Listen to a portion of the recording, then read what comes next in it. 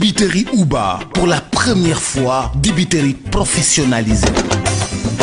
Professionnel u ndawal mosoo ko dégg de am suñu marinade bopp am suñu cafka bopp am suñu secret bopp na nga xamee ni noonu la McDonald amee ay secret noonu la dibiterie Uba amee ay secret dibi Uba saaf yàpp Uba méchoui Uba poulet Uba pigeon Uba pintade Uba bool Uba kaay ma wax la fa dibi safe mooy 77 629 00 00 fa saaf yàpp neexee mooy 77 633 57 57 fa méchoui neexee mooy dibiterie Uba fa poulet neexee mooy dibiterie Uba te nag kaay ma wax la dibiterie Uba commandeel ñu livrer la fa nga ne bu la neexee tamit nga toog sa kër Korité defal say commande Tabaski defal say commande boo amee xew defal say commande booy dalal ay nit defal say commande nga xam ne dibiterie Uba dalay defaral méchoui bu toog doo defar dara dibiterie Uba livré la cay Uba moo jaaxal réew mi.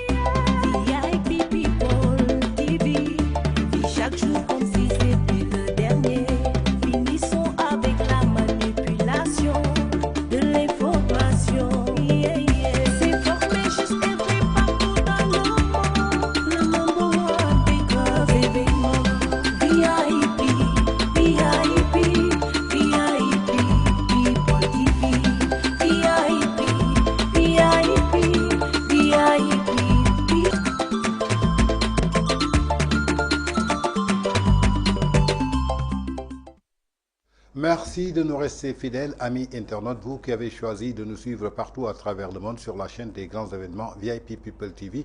Comme son nom l'indique, s'informer, juste c'est vrai. Nena len sa yu ngeen abonné bu len di faté di bës cloche de notification bi ngir mëna jot yeneen vidéo en exclusivité. Ñom mbégte banex del soit tay en ce vendredi 7 février 2025 indi len benen numéro édition spéciale. Lutax ñi indi len édition spéciale parce que dañu né réew mi mo ñu ñor muy le Sénégal moo tax toujours dañuy xol ñi nga xamanté seen xam-xam dafa màcc jëmale ci lépp loo xamante ni dafa soxal actualité dominante bi nga xamante ni jamono ji ñu ngi koy dund ci Sénégal indi leen teg leen fii sur suñu plateau ngir ñu mën a waxtaan ak ñoom jëmale daal pour que ñu mën a gindi askan bi jëmale ko daal ci ëllëgu Sénégal pour que bépp sénégalais foo mën a nekk rek nga am li nga xamante ni daal mooy espoir jëmale ko daal ci sa réew raison pour laquelle nag tey ñoom mbégteeg bànneex muy un grand plaisir ñu recevoir ko muy un grand professeur ginnaaw loolu nag nekk un consultant nekk un formateur nekk ki nga xamante ni daal day yëngatu ci wàllu conception évaluation jëmale ko daal ci lépp loo xamante ni mooy ay programme jëmale ko ci wàllu projet spécialisé ko ci lépp loo xamante ne daal mooy projet nekk foofa ca CESAC en même temps li nga xamante ne mooy finance ak gestion publique daf ci yëngatu jógee foofa ca institut supérieur des finances bu fonction en mouvement en même temps mu nekk li nga xamante ne mooy coordinateur groupe bi ñu duppee réflexion et d'appui aux actions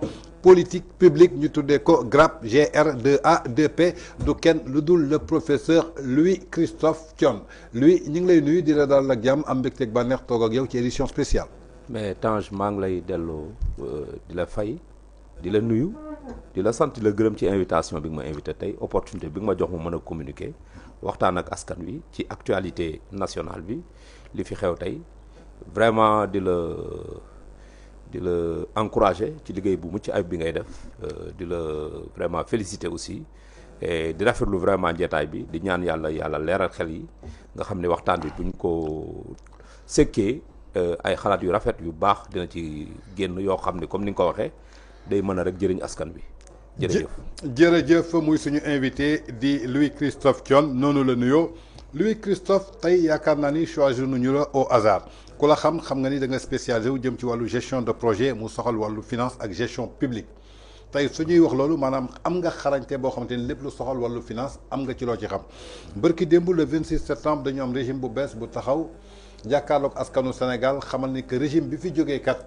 dafa am ay chiffres yoo xamante ni dañ ko maquillé am ay chiffres yoo xamante ni dañ ko falsifié ginnaaw bi nga xamante ni tey jii dafa delloo Sénégal ginnaaw ba tax na que ñoom bi ñu ñëwee amuñu ci dara lu ñu mën a sukkandiku pour yëkkati li nga xamante ni mooy koom-koomu réew mi ci biir loolu nag sénégalais yëpp amoon njàqare ci déclaration boobu ñi doon saytu nag ñi nga xamante ni ñoom lañ ko dénk muy ñii di ANDS ak Cour des comptes ku ne ANDS ñoom ñooy yëngatu ci wàllu chiffre affaire statistique.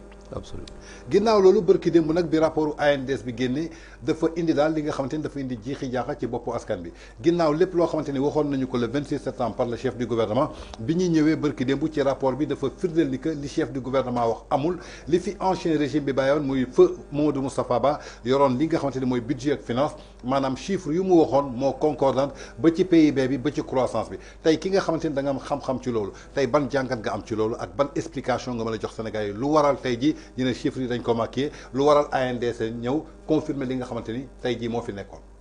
oui dama jàpp ni premier ministre bu muy communiquer da doon def communication politique c'était tout juste pour montrer que régime bi fi jógee liggéeyuñ fi dara lu baax c'était pour charger le régime sortant accabler leen wane ni ils sont incompétents alors que defe naa évaluation boo koy def da ngay xool gaa ñi fi ñu jógee ak fi ñu yegg boo xoolee 2012 ba 2024 régime Macky Sall di quitter le pouvoir budget bi dañ ko ful ñett pratiquement de 2000 milliards pratiquement à 7000 milliards donc boo ci intégré bien sûr le service de la dette boo dindee le service de la dette tu es pratiquement à 5000 un peu moins de 6000 milliards waaw te bi ñuy jël le pouvoir ñi ngi newoon ci 2000 dañ ni le budget c'est un moyen d'intervention de l'État mais c'est un indicateur aussi de la viabilité économique d'un pays comprendre nga bu baax kon ça veut dire que budget buy yokk ça veut dire que croissance yokk te nga am ci réew moom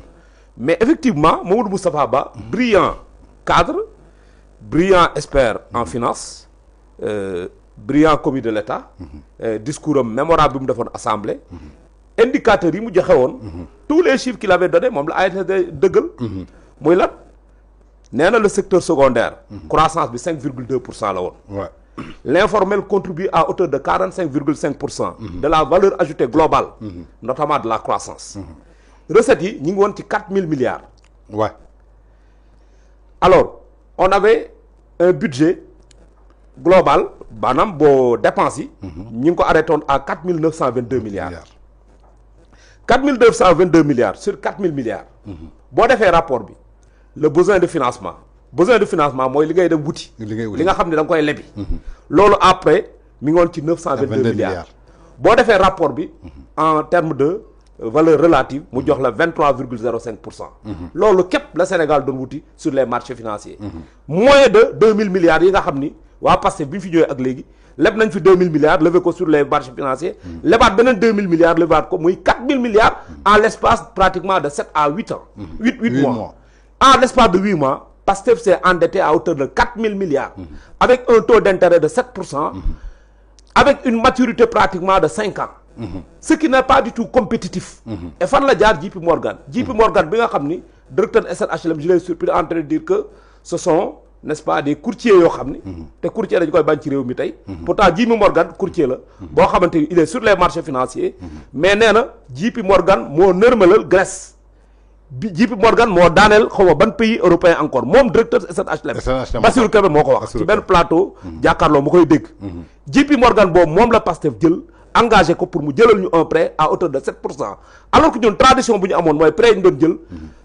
maximum taux d'intérêt 5% lay doon maturité bi pratiquement c'est sur 20 ans 30 ans nous avons même pris des prêts concessionnels Banque mondiale FMI ay prêts concessionnels lañ lay defal prêt concessionnel mooy prêt yoo xam ne da ngay fay 0,01% d'intérêt loolu en réalité la fi Mamadou Moustapha Ba ndem si yàlla yal na ko yàlla yërëm xare ko àjjana mu yàgg ci leeram loolu la fi bàyyi comme état d'une situation économique très performante ba pare ñu estimé budget bi budget normalement 2024 bi ñu ko estimé 6 000 milliards avec effectivement l'apport du pétrole et du gaz bi ñu waroon commencer effectivement le premier baril a été pompé n'est-ce pas président moo dem réceptionné ko ça veut dire que actuellement ñu ngi exploité pétrole bi peut-être gaz bi dina ñëw ñu dem vers le gaz to power aujourd'hui nous sommes dans le mix énergétique ok le Sénégal aujourd'hui nous sommes capables de produire 30% d'énergie propre mais loolu yëpp c'est des éléments de bilan yuy corroborer que effectivement le régime sortant n'a pas été vraiment incompétent c'est un régime performant boo xam ne dafay bàyyi lu baax te ANSD moom la ñëw confirmer te li ma la bëgg xamal ANSD en termes de statistique c'est une tradition depuis après l'indépendance l'ANSD est une structure très très crédible maintenant ce qu'il faut regretter c'est le communiqué qui est sorti ce matin disant que effectivement chiffres yi c'est des chiffres provisoires après peut-être la publication du rapport de la Cour des comptes il se pourrait quand même ñu intégrer donc cette nouvelle situation mais écoutez la Cour des comptes mais moo certifié les comptes du Sénégal la loi de règlement qui est votée par l'Assemblée elle passe d'abord par la Cour des comptes Cour des comptes certifié ko ñu doog ko indi Assemblée voté ko muy loi de règlement du budget day fekk budget bi exécuté nañ ko ba pare xam nañ recettes yi xam nañ dépenses yi xam nañ solde bi est-ce qu'il est positif ou négatif d'habitude ñun suñu solde day négatif ñu xam emprunt yi ñu def sur le marché financier moo xam marché financier mondial la moo xam le marché de la sous-région de l'UEMOA les titres et obligations de trésor li nga xam ne lépp nañ ko lépp li état lépp dañ ko ciy tënk andi ko au niveau de la Cour des comptes certifié ko jox ko assemblée voté ko muy loi de règlement ça veut dire que c'est clos jeex na mais loolu depuis 12 ans yi fi président Macky Sall nekk c'est la Cour des comptes elle-même qui a certifié les comptes du Sénégal comme étant n'est-ce pas impeccable moo certifié que effectivement statistiques yi ñu joxe baax na cette Cour des comptes ne peut pas revenir contredire boppam encore Ousmane Sonko il est en train de prêcher dans le vide mais je comprends moom ci jëmboom nee na rapport bi mi ngi ci loxom lire na ko ay rapport bu génnee keroog bu génnee am na ñoo xam du génn ci biti mais kon lu ñuy xaar pour publier rapport bi comme génn na mi ngi ci ay loxom nañ ko publier ñu xool tu sais une chose gis nga nit des fois nga wax ba ci yàgg waxkat moo mel noonu da ngay wax ba laal foo xam ni nga ne déet non warul kii c'est-à-dire waxkat da ngay wax ba wër sa bopp dëgg la da ngay wax ba weddi sa bopp il doit faire très attention te conséquences ñoo grave les conséquences sont dramatiques qu'est-ce que le FMI et la Banque mondiale les bailleurs de fonds et les partenaires techniques et financiers au Sénégal ils ont demandé de faire une audit pour que ça s'éclaircisse mu leer nee na ñoom ils attendent la publication du rapport de la Cour des comptes parce que l'audit c'est l'IGF l'inspection générale des finances moo def audit sur commande du gouvernement ñu génnee chiffres yooyu pour man audit boobu c'était un audit commandé Cour des comptes tey dama leen yërëm xamul tax pression yi ñuy subir instant yi ndeysaan bu ñu tëddee duñ nelaw parce que il y a leur conscience qui leur dit que liñ leen bëgg a def loolu mënuñ ko def parce que bu ñu ko defee mooy wedd nañ seen bopp te bu boobaa ñun mouvement citoyen on va exiger n'est-ce pas des comptes de la Cour des comptes d'accord on exigera des comptes de la Cour des comptes et on va porter cette affaire-là devant la justice parce que les conséquences sont dramatiques pour l'économie sénégalaise les bailleurs de fonds sont partis le FMI est parti la Banque mondiale est partie les partenaires techniques et financiers ñëpp banque seen loxo dañuy xaar publication rapport bi et mois de juin dañuy ñëwaat ça veut dire que le besoin de financement bu Sénégal am tey fan lañ koy jëlee fan la ñuy emprunter on va retourner sur les marchés financiers avec des taux d'intérêt usuriers de 7 8 10% même parce que aussi kaay ma wax la benn affaire xam nga lépp lan moo ko tënk les prêts sont adossés à la solvabilité ça c'est vrai et à la liquidité solvabilité mooy la capacité de faire face à ces obligations la liquidité mooy ngay am xaalis de l'argent comptant léegi nag solvabilité c'est un critère de crédibilité pendant les 12 ans du président Macky Sall toute les agences de notation muy Ibrahim muy Modis ils ont toujours dit que le Sénégal est un bon élève, le Sénégal vraiment est un client crédible, est un client fiable. Donc nous devons permettre de à des taux vraiment très abordables parce que la qualité de signature elle est bonne. Mais la qualité de signature est dégradée parce que cette déclaration du Premier ministre a remis en cause la crédibilité des fonctionnaires sénégalais, la crédibilité de l'administration des finances, la crédibilité des institutions de contrôle du Sénégal, notamment la Cour des comptes, l'IGF, et même la crédibilité de la Banque centrale. Al-Aminou Lo, qui est actuellement président secrétaire général du gouvernement, qui est actuellement ministre secrétaire général du gouvernement, c'était lui, le directeur de la BCAO Sénégal, la BCAO nationale. Et le compte de dépôt du Sénégal est logé à la BCAO. Donc le plus du Sénégal day jaar BCEAO bu la muñu dañ ci am traçabilité crédit il fa lay jaar lu ñu lepp fa lay jaar donc bu déké tay ñun sommes sur endetté mais BCEAO en tant que gendarme parce que xam nga lan moy liggéeyu BCEAO la BCEAO assure ce qu'on appelle le contrôle macroprudentiel. D'accord. La supervision macroprudentielle. La supervision macroprudentielle ça porte sur l'ensemble des États, n'est-ce pas, qui sont membres de l'UEMOA ou de l'UMOA. Alors supervision macroprudentielle boobu dafa tegu ci ay critères de convergence. Critères de convergence boo ko bëggee dépasser bu nekkee dette bi dafa élevé dañu naan attention ça va yaa ngi dépasser. C'est 70% du PIB que tu dois avoir comme, n'est-ce pas, dette bi bu dépasser 70% dañu naan attention ça va yaa ngi dem de. On peut te donner peut-être une marge de 10%, 15% mais mënoo dépasser loolu. Sinon ça devient très compliqué pour, n'est-ce pas, ton économie day yàq sa économie. te benn dëkk bu daanu dans le cadre de la communauté UMOA, mais day impacter ci yeneen dëkk yi. Effectivement. Parce qu'aujourd'hui notre destin est lié. Notre économie aujourd'hui, nos économies sont liées. Parce qu'en fait nous sommes des partenaires primordiaux dans le cadre de la coopération bilatérale et multilatérale. Nos premiers partenaires sont dans l'UEMOA et la CEDEAO. Donc bépp pays CEDEAO bu nërmelu rek day am conséquence ci Sénégal, am conséquence yeneen dëkk yi. Gis nga Mali tey bi ñu ko tëjee teg ko sanctions yi. Comment c'était difficile de prendre des produits du Mali pour les amener au Sénégal. Ça a impacté l'économie sénégalaise. Donc moo tax BCEAO day superviser, day def la supervision ou plutôt le contrôle macroprudentiel, de veiller à ce que les indicateurs ne soient pas complètement au rouge. Mais malheureusement régime bi nii xamuñu loolu dañoo réere mbir lu bëri moo tax bu moytul nag ils vont se cogner le biir ils n'ont qu'à faire très attention. D'accord, ils n'ont qu'à faire très attention. Ci sa njëlbéen wax nga ko. Le Premier ministre a voulu se jeter dans un discours politique pour wut alibi pour accuser ko ancien ñi fi nekkoon pour justifier échec am ci biir loolu ñu gis ni que rapport ANDS génn na confirmer les mêmes chiffres ci biir loolu nga ne surprise bi nga am tey mooy ballon de sondage bi génn tey muy communiqué bi naan li nga xamante ne ANDS génnee na ko ci chiffre ce n'est que provisoire. bu ANDS bu Cour des comptes génnee un rapport contredire les statistiques de l'ANDS de l'ANDS l'Agence nationale de la statistique et de la démographie damay jàpp ni structure yëpp yi nga xam ne dañ nekk dans ce qu'on appelle le collectif des structures qui gère les statistiques bu boobaa ñoom ñëpp seen crédibilité day am problème seen crédibilité ce sera remise en cause. Sénégal li ñu dese as tuut ci crédibilité bu moytul dañ koy perdre. Donc on a qu'à faire très attention. Rapport Cour des comptes nañu bàyyi juge yi magistrat Cour des comptes ñi ngi teg pression pour bëgg leen def looloo xam ni defuwul. Nit mënoo contredire sa bopp mënoo certifier ay compte pendant 12 ans nga xëy suba ñun la nga doon wax yëpp la nga certifié woon baaxul yow nga delluwaat ne effectivement man la ma certifié woon baaxul xam nga loolu asiatique yi nu ñu koy wooyee japonais yi harakiri mooy xaru en réalité les waaw ces grands guerriers là les samouraïs ñu daan dem ba am défaite xam nga lu ñuy def dañuy xaru dañuy jam seen bopp épée mbala paaka def harakiri 12 ans là nañ leen dégager remplacer leen par des jeunes magistrats très compétents organiser un concours très sélectif ñoo fa nekk ñëpp ñu dégager leen ñu dem parce que bu boobaa ça veut dire que ñoom seen jëm bopp ils ne sont plus crédibles et ils ne sont plus habilités à traiter des statistiques au Sénégal. Maintenant au niveau de l'ANSD li ma bëgg a wax vraiment gars yi fa nekk te directeur bi di ko nuyu au passage parce que c'est un ami. Ils ne sont pas politiques quand même. Ouais, ils sont pas politiques. Dañu garder quand même seen indépendance. Garder seen obligation de réserve. bañ a dugg ci ay micmac politique. Parce que li yëpp ay micmac politique la. Gis nga boo xoolee le rapport sur la situation économique et sociale nationale. Bu 2023. dafa ni la croissance du PIB. était de 4,3%. Pays intérieur brut.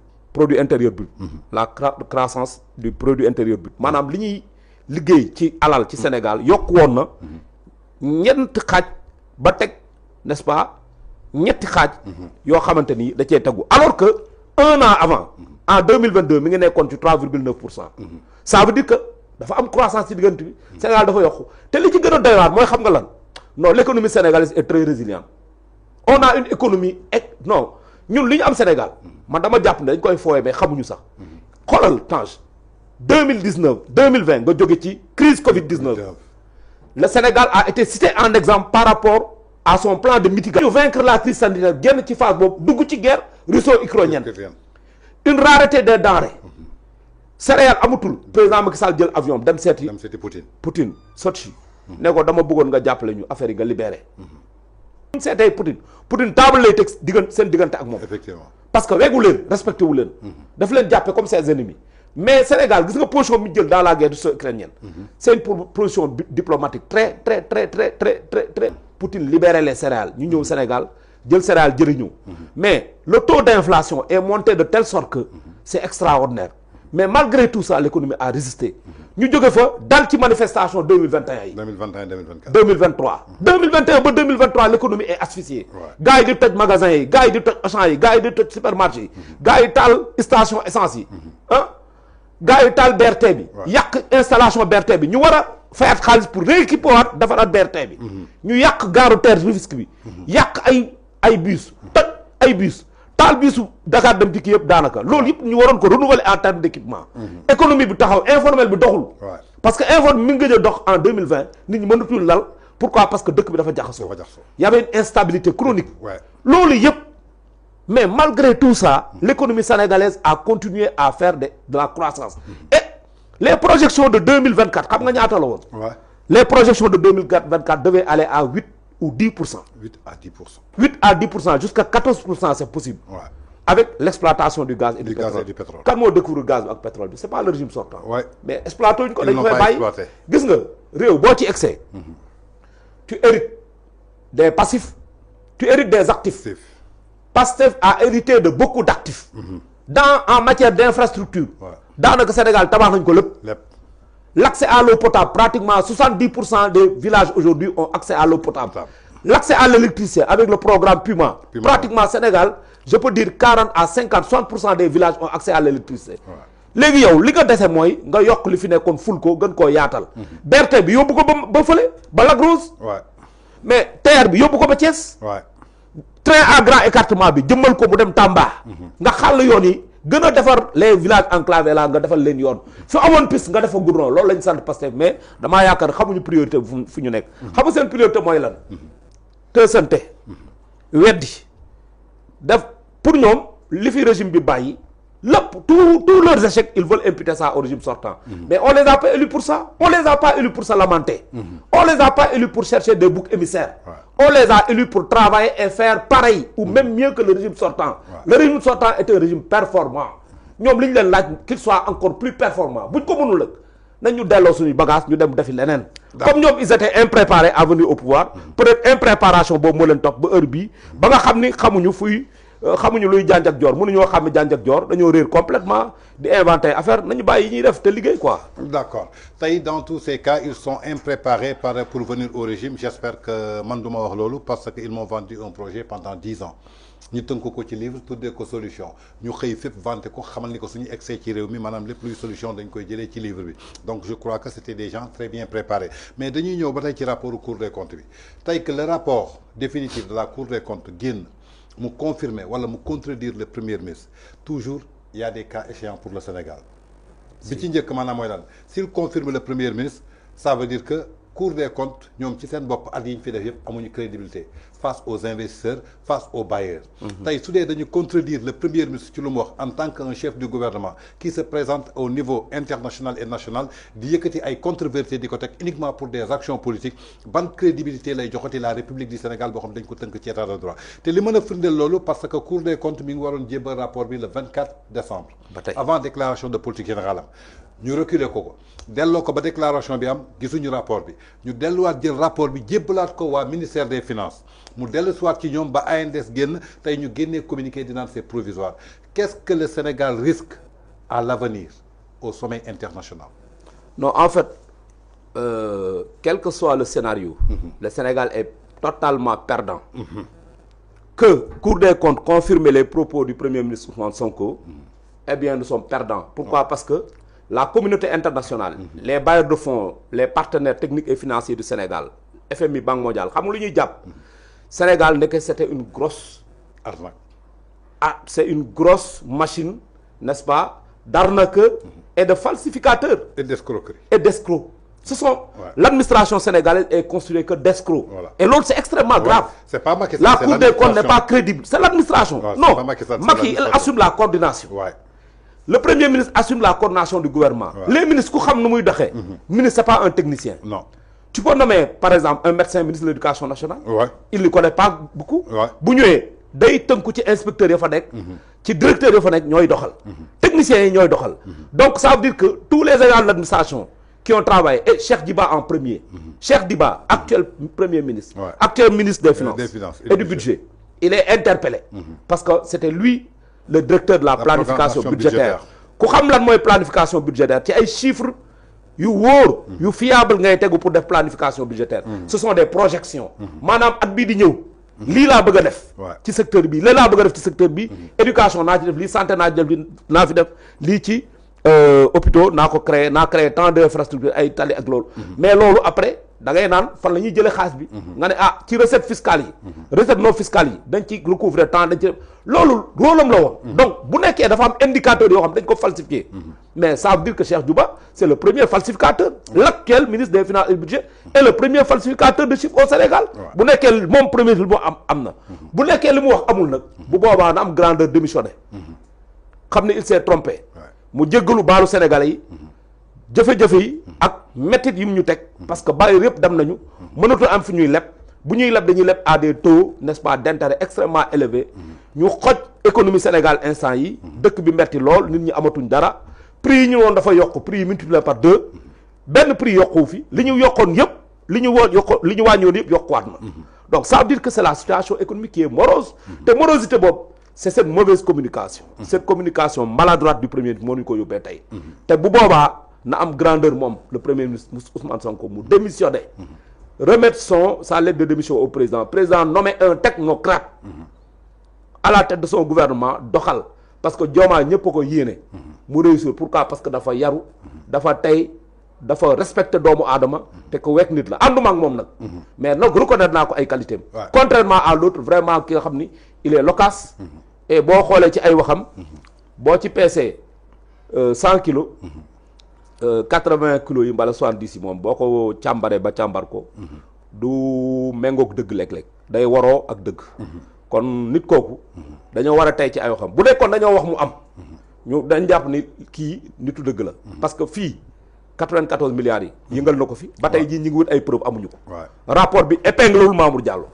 Mamour Diallo n'a été cité nulle part li ci gën a doy waar sax Tange ci dossier boobu est-ce que xam nga ni propriétaire dañ ko delloo les propriétaires famille Mbengue jël nañu seen propriété 1451 le dernier jugement bi ci juge bi def da leen delloo propriété bi léegi ñoom ñoo war a négocier ak HLM parce que HLM dafa loger ay nit ñoo war a négocier ak HLM pour xool nan la leen fan la ñuy jaar ba kii Tahirou Sarr mi ñuy acharné wu ci kawam mais dans tous les pays du monde il y a des gens yoo xam ne ils font du rachat de crédit c'est des businessmen état da lay amal 100 millions nga fayeku ko mënoo fayeku mun la kaay ma jox la 80 millions man ma fayeku état mais loolu day am mais il gagne 20 millions mais loolu mooy business am mais écoute affaire boobu il faut que les gens arrêtent Tahirou Sarr dafa jëndoon créance bi auprès de la famille héritière c'était en réalité pour les arranger peut-être ñoom néew na bari na mën nañu wax ni li ñu leen fay dafa néew li ñu leen fay bari na mais 94 milliards yi kenn gisul fi ñu ko décaissé ci trésor public kenn xamul compte bi Ousmane Sonko rek moo xam compte bi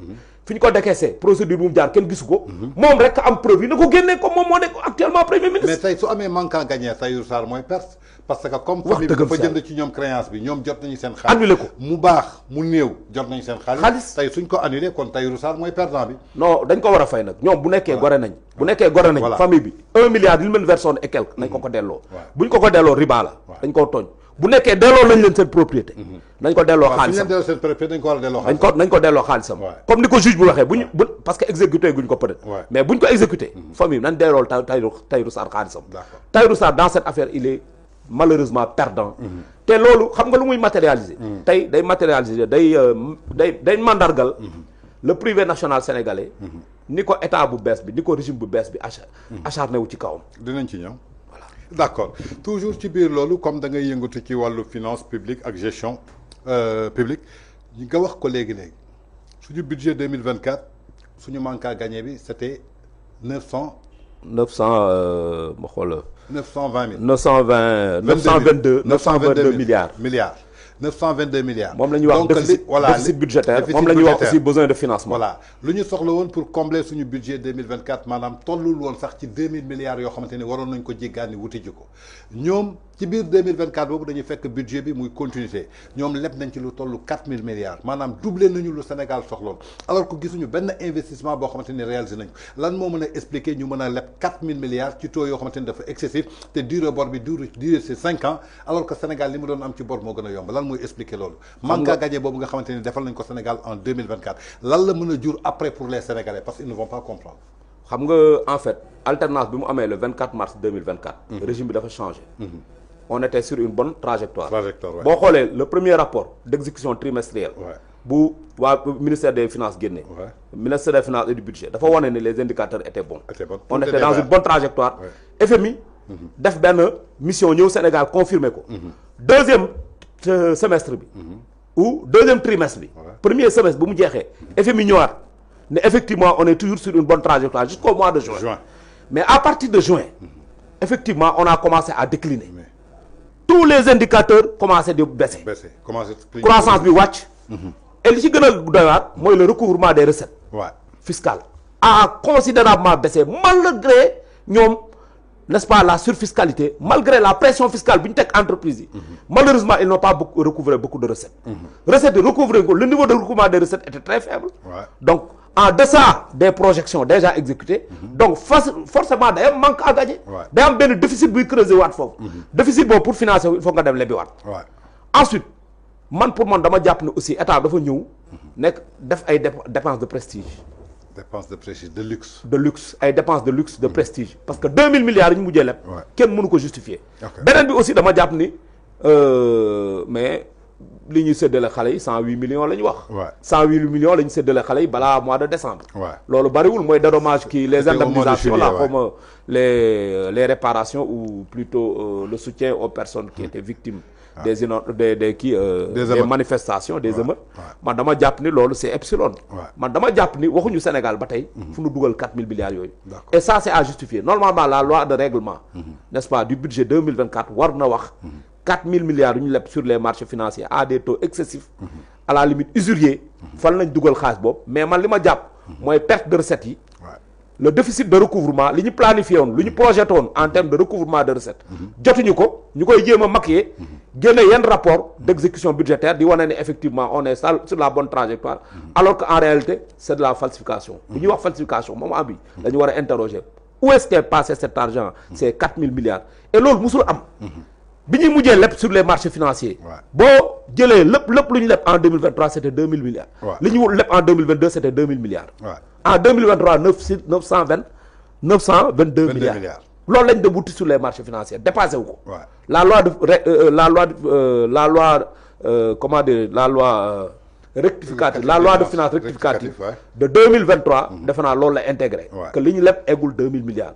c'est la première fois c'est un record au Sénégal qu'un gouvernement emprunte en l'espace de 8 mois. 4000 milliards dont il n'a pas précisé jusqu'à présent la destination de cet argent. dama jàpp ne ay dépenses de prestige dugg na ci. ay dépenses yoo xam ni yàq la.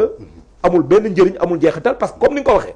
gisoo benn projet. il y a pas d'investissement. il y a aucun investissement c'est les chantiers de Macky Sall qui sont en train d'achever. et chantiers yooyu les budgets. le financement était déjà bouclé avant Macky di dem. balaa muy dem bouclé na ay financement moo tax barki dem bi ma gisee le ministre des transports. mu def une visite de chantier sur l'autoroute Dakar-Saint-Louis. C'est la vision du président Diomaye. Je dis mais le ridicule ne tue pas. La vision du président Diomaye. Mais Mansour Faye les a contredits. C'est un projet que Macky Sall avait réalisé, il l'a fait, on a fait le tronçon Dakar-Tivaouane, Tivaouane-Saint-Louis qui restait. Mansour Faye contredire na leen ci saa si. nañu arrêté mensonge beeg manipulation. Voilà. xam nga yooyu baaxul quoi ci réew. Il y a aussi le lancement de la phase 2 de l'approvisionnement de l'approvisionnement à Fass Touré. Boo xamante c'était un projet réalisé par Macky Sall signé depuis août 2021 dans les budgets à hauteur de 60,5 milliards par une banque chinoise. Effectivement. Boo xamante ça a été sécurisé ñoom ñu ñëw lancé deuxième phase bi et ils se sont appropriés ça par rapport au journal de Serigne Saliou Gueye Yor-Yor qui l'a titré que ce sont les réalisations du président. Non, ce torchon là moom on gagnerait à voir comment xaw ma ndax bokk na ci ñu kii. Il est validé. ñi ñu validé oui c'est leur journal c'est normal ñu valider ko mais c'est un torchon. Ça vaut rien quoi ce qu'il est en train de faire c'est extrêmement grave man je me pose des questions quoi. Du point de vue déontologique. N'est-ce pas, du point de vue de l'éthique même. C'est un enseignant à la base. Comment il peut se permettre certaines choses? Un instituteur, un enseignant. Un professeur même. Un professeur de collège, il a fait le collège. Donc moi je me demande comment il peut se permettre des légèretés pareilles ou en tout cas des types de manipulations pareilles. Xam nga li am mooy leen Tange. Heureusement Macky est très prévoyant. Tous ces projets avant de partir il a déjà bouclé le financement sécurisé teg ko fi di dem yoon. bi muy def passation de service ak Diomaye war na ko lépp. xam nañ bu baax ne fii ak ñetti at luñ fi inauguré Macky Sall moo négocier financement bi moo ko tàmbale dans le principe selon le principe de la continuité de l'État mais nag nit da nga koy nangul gis nga njombor. loo ko bañ nangul ni noppi daa gudd. te genn gi daa gàtt. D'accord boo ko defee rek noppalu. mais yi ñu def amul benn njëriñ. D'accord on ne peut pas effacer de la conscience des Sénégalais. N'est-ce pas le bâtisseur Macky Sall loolu mënul nekk nañu jéem a jublu ci liggéey bi sumb ko xam nga bu ñu bëggee effacer la conscience des Sénégalais le bâtisseur Macky Sall lu ñuy def dañuy def lu raw li mu def. waaw foofu lañ koy challenger bu ñu ko bëggee challenger dañuy jéem a def lu raw li Macky def mais du jéem ko effacer maanaam la démaquillisation elle ne peut pas passer amul njëriñ. comme tey Pape Thiaw su bëggee effacer lu Aliou Cissé def day jël coupe du monde. kese voilà. bu bëggee challenge Aliou Sall da jël coupe du monde du coupe d'Afrique de coupe d'Afrique Aliou Sall jël na ko et puis contexte bi mu ko jëlee c'est le premier il a battu un record le fait que mu nekk le premier à prendre la coupe d'Afrique il a battu un record le fait que Macky Sall soit le premier à amener le BRT bi jaar nii à amener le TER il a battu un record parce que ñun xamuñu woon BRT bus électrique sans pollution zéro pollution avec carbone empreinte carbone zéro pollution loolu defe naa nañ seet Afrique de l'Ouest est-ce que amagum na. peut-être ñu indil ñu ay métro wala ay tramway. non mënul nekk c'est pas possible. peut-être laa wax suñu jubluñ ci loolu. voilà suñu ko noonu loolu la. man sax en temps dama jàpp ni sax loolu de priorité xam nga priorité mooy lan. BRT bi yóbbu ko ba banlieue profonde. Lac Rose yóbbu ko ba Kayar. waaw nga am loo ci teg. waa TER bi teg ci dara rek. waa train à grand écartement bi defar ko. TER bi romb loolu bu boobaa sa woy dina rafet. dugg Mbour dugg Thiès dugg Thiès. voilà ñu bu ko defee sa woy rafet. mën nga xëyee Thiès léegi ñëw liggéey si Dakar wàccee Dakar ñibbi waat Thiès. kese loolu rek ngay challenger Macky Sall. mais jarul jéem a suul ndaanaan amul njëriñ quoi ndaanaan kenn du ko suul boo ko suulee suul kenn du ko teree feeñ. d'accord professeur lui en tant que consultant jëmale ko ci conception ak évaluation étude de projet bërki démb nga dégg le président Bassirou Diomaye Faye qui a fait un aveu d'échec en disant que la situation est contrainte alarmante après 9 mois passés au régime mu ne actuellement suñu marge budgétaire c'est quasi inexistant plus bor bi bare na déjà en 2024 ak 4 000 milliards tey loolu lan la mën a wund ci Sénégal ci ñi nga xamante ni dénk nañ leen à 9 mois alors qu'il avait la solution à tous les problèmes des Sénégalais préparé wu woon nañu pour ñëw changer Sénégal. mooy li ma lay wax rek c'est une impréparation notoire li ñu doon bind nañ ko mais gëmuñu ko sax mënuñu koo jëmmal parce que c'était même pas faisable. xam nga booy def projet da ngay def étude de faisabilité. étude de marché def sa business plan teg ko après nga planifier ne lii ngay exécuter nga dem wuti say financement. mais problème bi mooy ñoom. loolu yëpp boo ko defee ba pare. mën ngaa def sax sa étude de projet bu rafet. mais xam nga lan ngay intégrer. ce qu'on appelle les risques. les éléments de contingence. Parce que le projet il est contingent il évolue dans un environnement l'environnement est très changeant l'environnement évolue tel que l'environnement évolue boo dugalul certains éléments ñu naan les risques yi nga xool noo koy mitiguer noo koy gérer maanaam tey boo amee perturbation xam nga loolu moo sonal Macky Sall ci deuxième mandat la Covid-19 la guerre russo-ukrainienne amaana sax defoon nañ ay scénario mooy li ñuy wax les analyses de sensibilité les tests sensoriels tests sensoriels yi mooy da ngay jël budget bi nga wàññi ko nga xool après lan mooy doon impact bi nga jël des fois yokk nga xool lan mooy doon impact bi ci sa projet yooyu test de sensibilité yooyu ñoom defuñu ko avant donc foofu lañ cuunee foofu lañ lajjee parce que dañu yaakaar ne bu ñu ñëwoon rek dañuy fekk lépp jongo et puis li leen nax mooy dañu yaakaar ni yow boo jëlee pouvoir boo ñëwee da ngay fekk coffre yi ni ko Abdoulaye Wade waxoon n'est-ce pas Idrissa téyel coffre bi nos soucis d'argent sont finis xaalis baa ngi ci coffre ñoom dañu yaakaar bu ñu ñëwee dañuy fekk coffre Sénégal yi mais fees dell ak xaalis mais du noonu xaalis bu ñu budgétisé. mais yaakaaruñu ko dañ ko gëm ndaxte première sortie président Diomaye bi mu toogee palais jàkkaarloog 6 journalistes lan la leen wax bi ñu ñëwee dañu fekk que les caisses de l'État étaient vides moo jural Ahmed Suzanne Camara ñu tëj ko parce que nee na ko li nga wax amul parce que premier trimestre bi Macky Sall bouclé na ko jël nañ ko yow deuxième trimestre ngay commencé muy avril ba juin. Absolument. En réalité le niveau de recouvrement des recettes était bon. Ouais. Mais recettes yi doo ko fekk du coffre bu ñuy teg présidence nga gis ko. waa trésor ñooy garder. c'est eux qui gardent les deniers de l'État. Mais trésor ngay dem nga laajte ñaata ngeen recouvrer. En réalité du xaalis boo xam ne day daanu. Ça vient du ciel ça tombe. C'est de l'argent boo xam ne da nga koy liggéeyi. da nga koy wuti. da nga koy wuti ci nit ñi. da ngay dem recouvrer les recettes. Mais pour recouvrer les recettes nag jarul ngay xuloo jarul ngay xeex da ngay négocier ak gars yi. Mais boo ñëwee ne waa ji amel nga ma 100 milliards. waaw nga ne 100 millions nga ne ko 100 millions par force tey da nga koy fay. te waa ji activité économique bu muy def mënu ko permettre mu génnee xaalis boobu. Mais da nga koy sonal sa bopp te doo ko jot. loolu moo fi nekk gis nga cette approche vraiment trop coercitive dans le recouvrement des recettes et des impôts de la fiscalité moo leen andil jafe-jafe yi ñu am tey.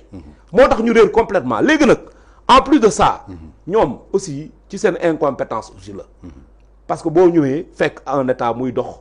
lépp nekk au vert les indicateurs nekk au vert nga war a am pétrole ak gaz nga nekk fi naan da ngay renégocier ay contrat tu arrêtes les chantiers sur le BTP sur la corniche tous les chantiers de BTP nga arrêté wu tu mets des employés au chômage écoute secteur boobu mënatul produire alors que le BTP c'est un secteur vraiment très dynamique boo xam ça contribue à la croissance daf fay am ay recettes mais loolu yëpp boo ko renouveler nga arrêté aussi quand même l'extraction au niveau des mines beaucoup de sociétés minières dañoo kii seen contrat dañ ko annuler.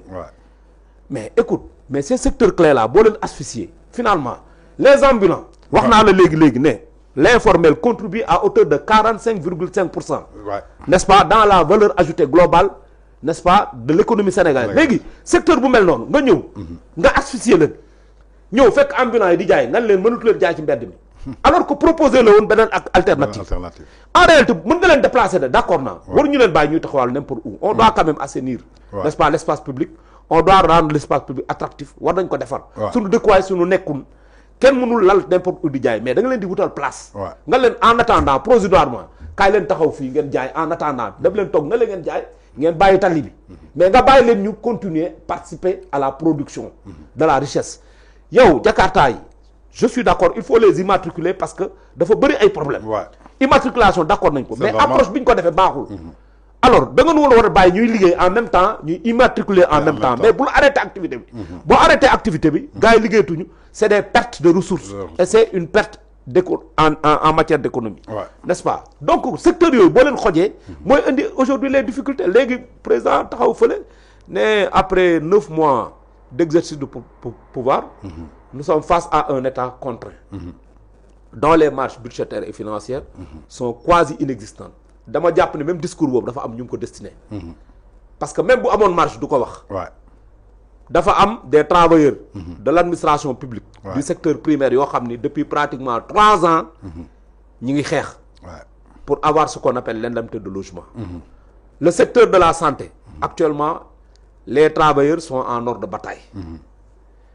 Le secteur des collectivités locales, des collectivités territoriales, l'administration locale, bataille seen statut jëmalaguñ ko ba mu leer. Amaguñu indemnité comme les fonctionnaires. Donc tous ces secteurs-là sont en ordre de bataille. moo tax xam naa ñooñu lay waxal pour décourager leen ne leen fii dara amul luñ fiy séddale. kon ces revendications il faut les remettre à plus tard. Mais ça a été d'ailleurs très illustratif le thème de la cérémonie. D'ouverture des cours et tribunaux.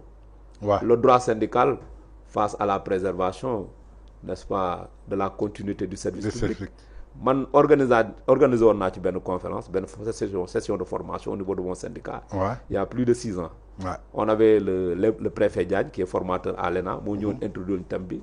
C'est un thème très intéressant boo ko jëlee dans l'angle quand même, n'est-ce pas, de la neutralité. Mais am na angle boo koy jëlee lu doy waar la c'est-à-dire aujourd'hui c'est une manière de dire aux travailleurs que vous avez beau vouloir faire la grève mais dites-vous aussi que quand même l'État a la possibilité aussi de restreindre ce droit de grève. Pour certains corps jusqu'à présent amuñu droit de grève boobu parce que c'est des corps assermentés peut-être. Mais il est clair que pour d'autres corps l'État peut faire recours souvent, n'est-ce pas, aux réquisitions.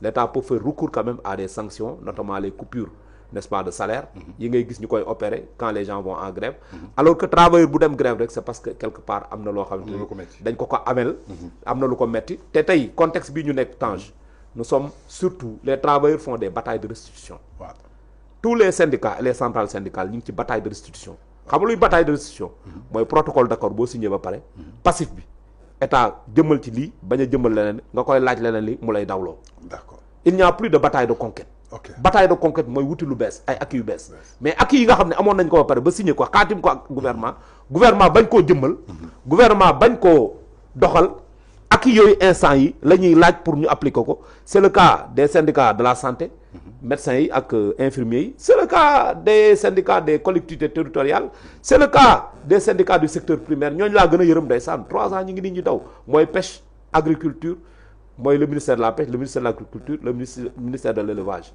ak yeneen ministères yi artisanat ak ñooñu seen statut dafa doy waar ñooñu foofu boo fa demee souvent ay contractuels kese nga fay fekk c'est pas des fonctionnaires mais il faut qu'on régularise le statut de ces gens-là parce que ñenn ñi peut-être ñi ngi jëm si mag voilà d'accord kon yaakaar naa ni on a le professeur Louis Christophe Dione comme ni ma leen ko présenté woon ci début émission bi moom la ñu amal tey ci édition spéciale Louis Christophe dafa am beneen cas boo xamante ni dafa fële ci wàllu këru taskatu xibaar yi muy média mu représenté li nga xamante ne mooy liberté de presse mu représenté li nga xamante ne mooy taaral démocratie ci réew ñu gis ni que depuis l'arrivée de ce nouveau régime dafa am benn problème bu am ci diggante la presse et ce régime là dañu jàpp ni que dafa am benn presse boo xamante ni arrangé wuñu leen ñu commencé di leen accepter en commençant par les impôts en commençant par ATD yenn comptes yi ba yenn organe sax mujj tëj yokk chômage ci réew ñi gisoon le ministre de la communication Aliou Sall sukkandiku ci li nga xamante ni mooy le nouveau code de la presse bi nga xamante ni ça a été validé en 2017 à l'Assemblée nationale avec le Benno Bokk Yaakaar de Macky Sall donte ci Ablaye Wade lañ ko commencé woon mais ci Moustapha Diakhaté ba mu nekkee président groupe parlementaire moo ko taxaw ba ñu voté ko indi ko en 2017 moom le ministre nee na ci loolu la tënku pour jéem a régulariser li nga xamante ne mooy secteur u média yi ci biir loolu mu publier benn liste boo xamante ni génne woon na 112 médias mu jur coow ñu delluwaat ñi ne jox nañu nit ñi 72 heures ñu bare dem inscrire ji démb ñu génnee moins de 40,5% yoo xamante ni ñoom la ñu reconnaître à travers le Sénégal naka nga jàngatee loolu nee na nag ci code de la presse la tënku. waaw loolu gis nga le travail de mise en conformité. maanaam jéem a régulariser jéem a organiser. le secteur de la presse loolu sur le principe tout le monde est d'accord. loolu baax la tout le monde est d'accord. secteur boo gis rek pour mu dox carrément. pour mu mën a vraiment il faut que ñu régulariser ko il faut que mu am ordre.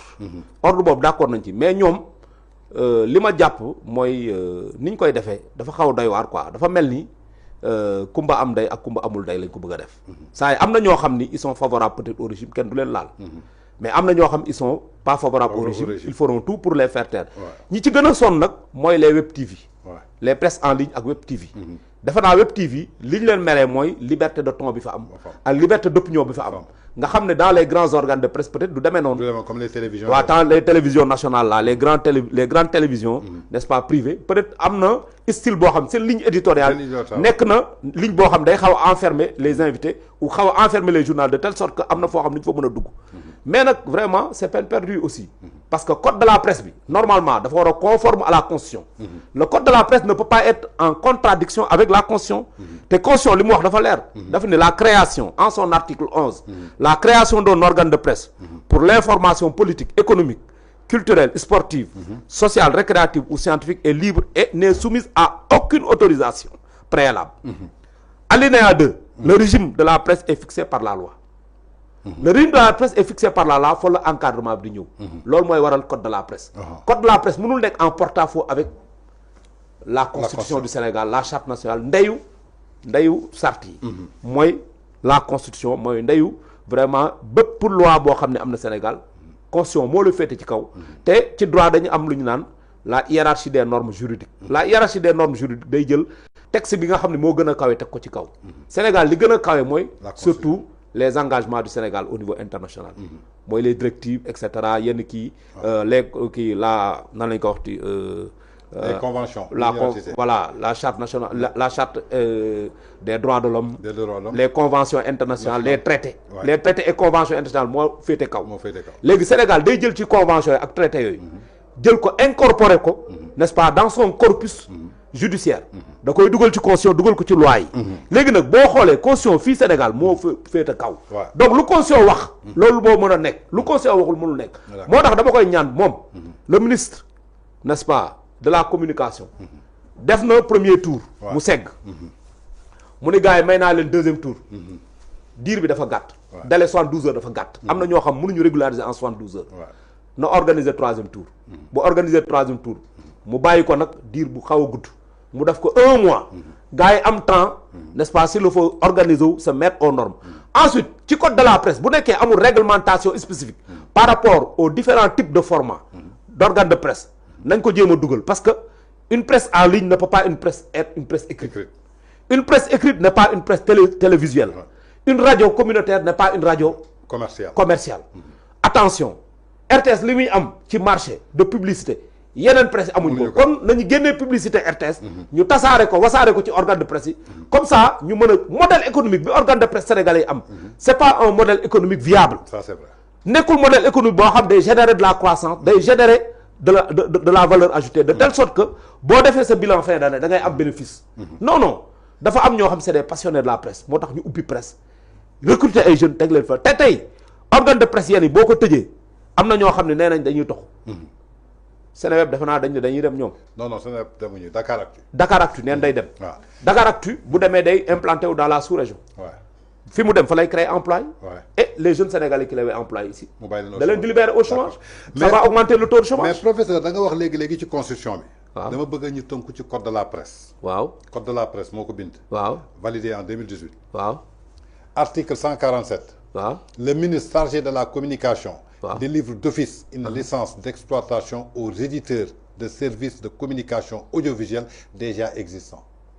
Ah, Dakaractu existe avant cette code de la presse. Ce code de la presse de 2017 en 2012 et ça a été fait en 2017.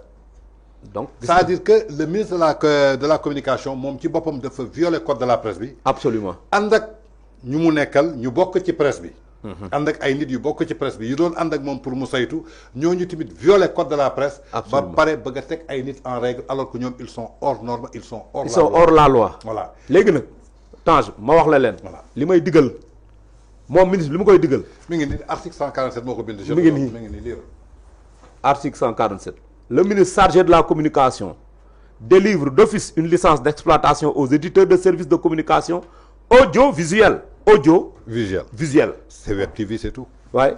Déjà existant. Ça veut dire que moom day régulariser. Voilà. dañ ko wax mu régulariser. Voilà. mais waxuñu ko. mu exclure. Voilà. Donc il n'a pas le pouvoir d'exclure. Sous réserve de la signature d'une nouvelle convention avec l'organe de régulation. léegi nag xam nga lan laa ci tirer comme conclusion. Soit le ministre. Il accepte d'ouvrir des négociations avec les organes de presse concernés. Soit organes de presse yi nañu organiser wu en coalition. wut seen avocat. porter plainte. devant les cours et tribunaux. contre le ministre de la communication. parce que cette mesure elle est unique. elle est injuste. elle est liberticide. et c'est pas normal. il faut contre-attaquer. s'il refuse de négocier. les organes de presse surtout la presse audiovisuelle la presse du moins Web TV la presse en ligne nañu organiser parce que ñoom lañ ciblé dans toutes ces mesures la presse en ligne lañ ciblé maintenant les sanctions qu'il prévoit sont des sanctions anormales et illégales na ko xam il n'a pas le droit de prendre des sanctions parce que moom ci jëm boobu il est hors la loi kon donc le ministre Sall on l'appelle n'est-ce pas à revenir n'est-ce pas à la raison fii Sénégal la. comme tey dañu ne koo jëkkul yeewu koo ëpp li mbokk mënoo koo jëw. dañu ne état continuité la moom il est venu il a fait la continuité de Moussa Bocar Thiam léegi les médias qui sont déjà enregistrés en 2022 sous la tutelle de Moussa Bocar Thiam ministre de la communication pourquoi mu ñëw jël ñooñu ñëpp teggi leen foofu. tegu ko fenn. voilà c'est anormal xam nga lu mu war a def mooy leen ñëpp ñi nga xam ni ils sont en conformité avec le code de la presse. ils sont aux normes. mën nga leen woo nga neexal leen. nga inciter leen. tu prends des mesures incitatives. quand tu prends ces mesures incitatives là. mais ñeneen ñi nga xam ne ils sont pas aux normes dañuy bëgg a bokk. ci ñi nga xamante ni waxuma sax neexal. mais ñi nga xam ne dañu leen subventionné état da leen di jàppale. bu boobaa ils vont se mettre aux normes eux-mêmes. mais gis nga approche coercitive. approche rapport de force imposée. saa yoo ko dugalee li ngay yàq moo ëpp li ngay defar. boo bëggee defar doo dugal rapport de force. d'accord parce que mesure coercitive yi sanction yi mu bëgg a jël doxul jaarul yoon c'est illégal te bu ko defee il va créer des problèmes te nag gis nga nit boo ko bëggee xoj mu fippu. d'accord gis nga nit ñi. tey tànc nañ gars yi ci miir bi. tant nañ les organes de presse ci miir bi parce que teg nga leen fiscalité. gelé seeni compte waxantuma déet nga ne léegi ñenn ñi dem leen di tere ñu liggéey. waxantuma déet nga ne ku ci liggéey dinaa la teg ay daan dinaa yónni n'est-ce pas waa cyber sécurité ñu ñëw tëj sa télé mbal naa yónni n'est-ce pas la police ñu ñëw arrêté la mbal ñu tëj sa organe saisir sa matériel. dama ni loolu jaaduwul. d'accord nañu bàyyi les violations n'est-ce pas aux droits et aux libertés ñuy exercer depuis que Diomaye arrivé au pouvoir ils sont en train un à un de violer toutes les libertés. et loolu jaaduwul du dëgg du yoon. d'accord ci violation boobu dañu tënku fenn maanaam mooy délivrance carte presse nationale ça a été voté ci code de la presse bi ñu commencé di ko délivrer en 2021 2021 ba tey ji il y a plus de 3000 journalistes yu inscrire au ministère de la communication ñu fay seen 10 000 francs et jusqu'à présent le ministre de la communication n'est pas habilité à leur donner leur carte de presse nationale kon naka nga mën a imposer que journaliste bi dafa war a présenter carte de presse nationale obligatoire alors que ñoom seen mission pare guñu ko. waaw balaa nga ne naam kay ne fa. voilà y a trop de ma ne balaa ngay digle sangu. balaa ngay digle càngaay. balaa ngay digle càngaay. yow sa jëm boobu da ngay set. ministre bi setul. parce que moom. comme tey moo ameel gars yi seen carte de presse te gars yi def nañ procédure yëpp. déposer pour demander seen carte de presse joxuñu leen seen carte de presse. na bàyyi tooñ day tooñ de li mu def nii tooñ la balaa ngay am carte de presse bi da ngay dem CORED tribunal des pairs. ñu entendre la vérifier ndax yow war nga am wala war a am ñu délivrer la quitus. bi ngay fay à 2000. quitus boobu ngay jël joindre ko 10 000 francs. effectivement ak sa carte presse maison bi nga nekkoon ci kër taskat xibaar bi. nga déposer au ministère de la communication pour que ñu jox la carte presse nationale. ils ont choisi seen carte presse nationale jox ko journalistes yi leen arrangé. yi leen di waxal li leen neex ñeneen ñi jusqu'à présent joxuñu leen seen carte de presse delloo ñu leen seen xaalis defuñu audit bi xaalis bi fan lañ ko dugal alors que c'était l'État qui avait financé la moitié pour délivrer carte de presse nationale yooyu. état daf ko subventionné woon. waaw léegi ñoom. xam nga mooy li may wax rek par parlo.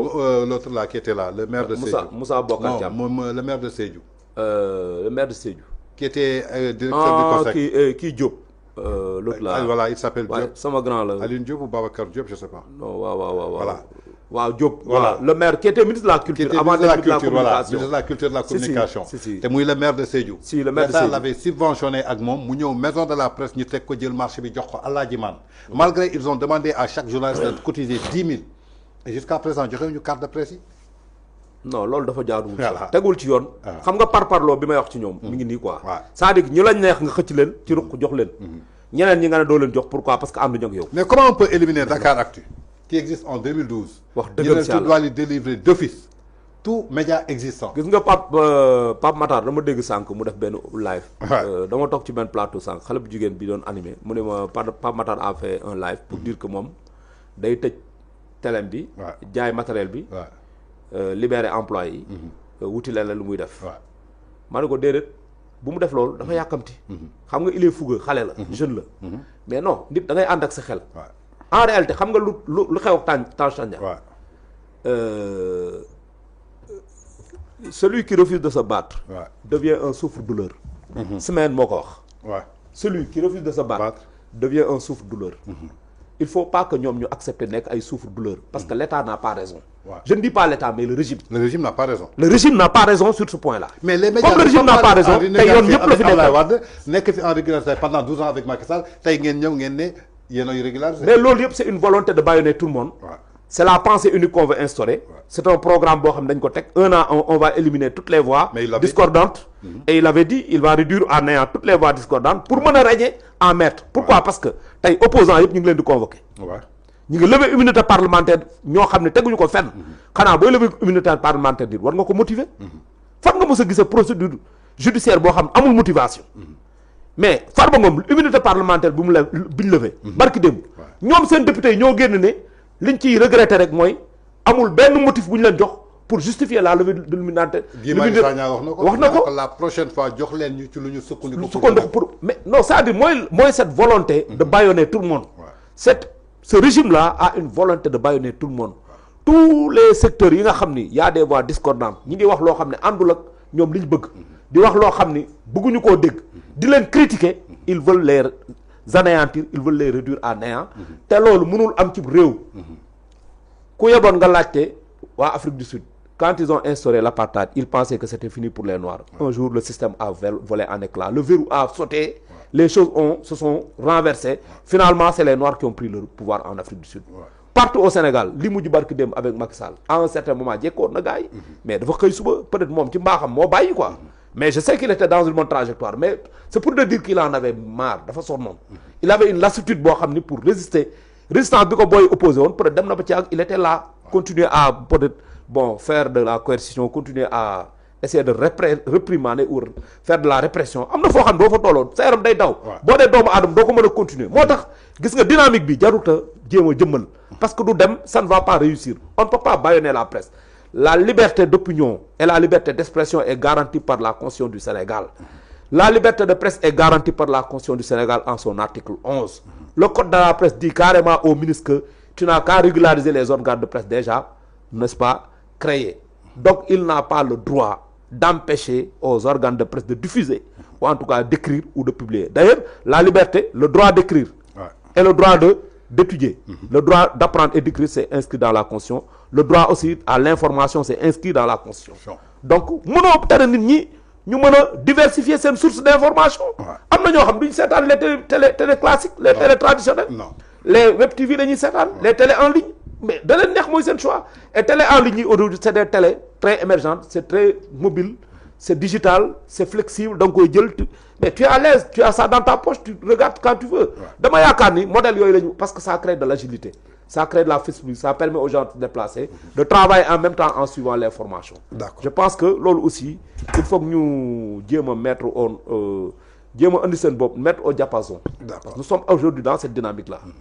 d'accord professeur ñu ñëw ci beneen crise boo xamante ni dañu jàkkaarloo moom mujj faa jàkkaarloog employabilité des jeunes tey ñu gis ni que benn plan d'évacuation la ñu indi jëlale ko ci expertise qualifiée bi nga xamante ni 1000 personnes la ñu soxla pour yóbbu leen fële ca Qatar beneen bi ñuy jël li nga xamante ni mooy migration circulaire yóbbu leen ci tool ya nekk ci Espagne lan moo expliquer cette crise avec l'arrivée de ce pouvoir jëmale ko ci chômage des jeunes bi nga xamante ni ñoom dañu promettroon dañuy réduire le chômage alors qu'aujourd'hui ils sont en train d'évacuer les jeunes. mais la crise économique moo expliquer aujourd'hui le taux de chômage day yokku ak les mesures vraiment yi ñu jël ñoom dogal yi ñu jël yëpp dara baaxu ci dogal yooyu ñoo indi tey crise bi fi nekk mooy tey les pertes d'emploi parce que boo gisee sa morom doon liggéey quelque part amoon contrat port amoon contrat aéroport amoon contrat ci benn agence nga xëy suba ñu daal koy limogé ñu daal koy licencier yow nga nekk un jeune mais ban espoir ngay amati ne que yow da nga am liggéey mais emploi yi fi nekkoon sax ñu ngi koy yàq ñu ngi détruire les emplois qui étaient déjà créés sous le régime sortant léegi nag emploi yi bu ñu koy détruire yow nga nekk jeune nga nekk Sénégal fan nga amee espoir am liggéey tey 2000 enseignants lay recruter barki démb alors que le déficit c'est 5400 5400 enseignants donc il y a 3400 enseignants yu toog yoo xam ne ay postes yu ñu war a créer la nga recruter ci 2000 képp alors que Macky Sall dernier recrutement am 5000 la woon tous les recrutements de Macky Sall c'est 5000 les recrutements dans l'administration publique 5000 le recrutement des enseignants 5000 recrutement infirmier 3000 xawma mais non attends il faut que les gens n'est-ce pas travail dañoo liggéeyul léegi nag yow comme les jeunes ont perdu espoir parce que aussi le discours populiste li mooy conséquence am yow da nga gëm la Sénégal ne que yow boo ñëwee buñ la falee ñetti weer tu feras du Sénégal un Eldorado à telle enseigne que tubaab ñooy soxla di fi ñëw mais yow doo soxla dem ci dëkku tubaab mbala dëkku naar yi moom Sonko jéemoon nee na toog nag benn kii le premier ministre belge wax ko ne ko ñun dans quelques années de toute façon le maire de Barcelone yéenay soxla ñëw Sénégal di wut pour ñu àll leen ay jeunes yu leen liggéeyal ci tool yi kon peut-être loolu lay def fi mu ne nii mais eggaguñ faak boobu parce que fi mu ne nii Sénégal on a besoin de ces jeunes là c'est-à-dire que tey bu doon le PRODAC le programme des domaines agricoles communautaires da nga koo càmbar ba pare nga xool lépp li nga xam ni baaxul woon nga am ce qu'on appelle les boucles de rétroaction boucle de rétroaction noo koy amee mooy boo exécuter un programme pendant des années da ngay am lu ñu naan les retours d'expérience mooy boucle de rétroaction yi feedback yi boo ko analyser da ngay xool lan moo taxoon mënoo atteindre objectif bi lan moo tax fii nga yàqule lan moo tax nga jël yooyu yëpp saafara ko boo ko saafara da ngay tëggaat programme bi boo ko tëggaatee nga ne lii lañ doon def ay pratiques yu baaxul la moo tax mënuñoo egg suñu objectif pratique yu baax yaa ngi nii lii la ñuy réussir nañ jéem a ful lii dëgëral ko gën koo jëmmal bu ko defee ñu avancer nga jël loolu defaraat programme bi tëgg ko ba mu gën a mucc ayib ba mu gën a ñoŋ nga jël ko nga ne programme bi de nañ ko élargir Sénégal am na suuf xam nga manqué wuñ suuf on a des terres arables qui sont fertiles. Fertile, ouais. On a de l'eau mais l'eau aussi fi mu nekk da nga ko fay jëlee indi ko. On a aussi la main d'œuvre. Les jeunes sont. On a la main d'œuvre jeunes yi nga jël di ko exporter. C'est une main d'œuvre boo xam ne mën nga ko utiliser Sénégal. nga defal tool yi aménager def ay aménagement indi ndox mi la maîtrise de l'eau avec les ingénieurs hydrauliciens ñu indil la ndox mi indil la ko nga irriguer n'est-ce pas la terre jox leen ay semences renforcer le domaine parce que ñun tey Sénégal la luñ soxla dans la pyramide de Maslow la pyramide c'est les besoins primaires. Le besoin de se nourrir, le besoin de manger, le besoin de boire, le besoin de se soigner, le besoin d'aller à l'école, le besoin de se vêtir. C'est la pyramide de Maslow, c'est les besoins primaires. Besoins primaires yooyu Sénégal réglé guñ ko ñu ngi ci phase duñ ko bëgg a régler. L'accès à l'électricité day ñëw après. L'accès à l'eau potable. Ok yooyu mooy suñuy priorité suñu priorité du tey ay je sais pas am ay kër yoo xam ni ay gratte-ciel ak loolu du priorité léegi nag yooyu pour nga régler ko da ngay jaar ci agriculture nag boo ko bëggee tey ñu am autosuffisance da ngay ful n'est-ce pas ces programmes am na beneen programme bi fi nekkoon boo xam ne aussi c'est le programme de kii le PRACAS le programme pour le riz là pour l'accélération de la cadence bu doon produire le riz mais nga renforcer programme boobu aménager les terres là xale yi ngay jël di leen exporter nga jëm jàngal leen les nouvelles techniques culturelles ñu cultiver tey xam nga est-ce que xam nga dama toog ak benn ingénieur agricole boo xam ne il a quitté n'est-ce pas son poste dafa nekkoon dans un poste il était bien rémunéré vraiment il était bien là-bas mais dafa koy suba bàyyi il est allé développer ses terres arables au Waalo il fait du riz il fait des trucs mais xam nga lu ma wax dafa ma ni coon sur ton balcon sa balcon kër am na nu ñu lay y a des techniques culturelles yoo xam bu ñu la ko defalee ak ni ñu la koy defalee sur un d'ailleurs je salue au passage ma sœur Aminata Bandakan madame Kébé qui se muy yëngu ci micro jardinage di former ay femmes des GIE de femmes di leen former di leen wutal ay financement ñu liggéey ci loolu mu ne ma micro jardinage boobu boo ko defee sa balcon ko koy def mais je t'assure mu ne ma pendant 1 mois li ngay bay foofu nga koy jëlee li ngay lekk fa nga koy jëlee ci benn table bu ndaw maximum 1 mètre carré boo ko amee mu ne ma mën nga fa bay loo xamante ni lii pratiquement sa njaboot ci la ñuy dund pendant tout le mois en termes de légumes en termes de lépp loo soxla mën nga fa bay te même jumbo yi da nga koy bàyyi parce que tey y a des jumbo naturels yoo xamante ni femmes yi dañuy koy commencé bay loo xam ni plante boo xam ni boo ko wittee def ko sa cin day mel ni jumbo nga ci def mu ne ma yooyu c'est des techniques culturelles yoo xam ne dañ koy jàngal xale yi boo ko jàngalee xale yi tey nga jox booy bi pratiquement disons 100 mètres carrés mais 100 mètres carrés il va te produire des tonnes et des tonnes ça dépend des techniques agricoles yi ñu koy jàngal mais moo gën nga exporter xale yi loolu nag échec la de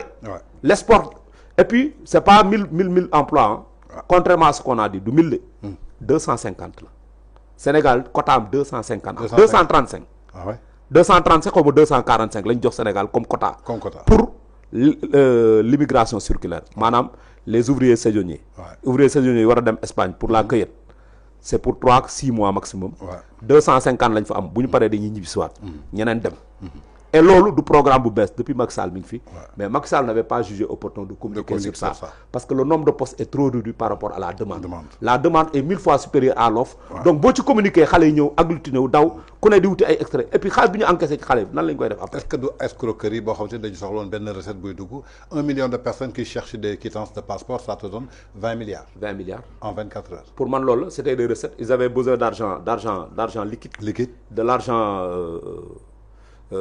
frais loolu lañ soxla woon loolu lañ doon wut d'accord tey ñu ñëw ci beneen cadre en tant que coordinateur du groupe de réflexion d'appui aux actions politiques et publiques ku ne action politique et publique di nga ci dugal géopolitique ñu gis ni que le nouveau régime dafa mel ni dañu xaw a fayir tuuti ci seen mission géopolitique parce que gis nañu la déclaration de Trump de suspendre les aides humanitaires yoo xamante ni États-Unis mi ngi ko doon jagleel yenn réew yoo xamante ni maanaam dañu xaw a ndóol loxo jotul seen ginnaaw ci Afrique moom premier ministre mu taxaw di ci lamenté wu ñu jàpp ni que est-ce que du tey li nga xamante ni mooy attaques yi mu doon def ci kaw France jëmale ko ci àdduna bi tey ji est-ce que du loolu moo répercuté wu ci kawam nit ku bëgg a gérer politique bëgg a gérer réew naka la war a taxawee ci wàllu géopolitique.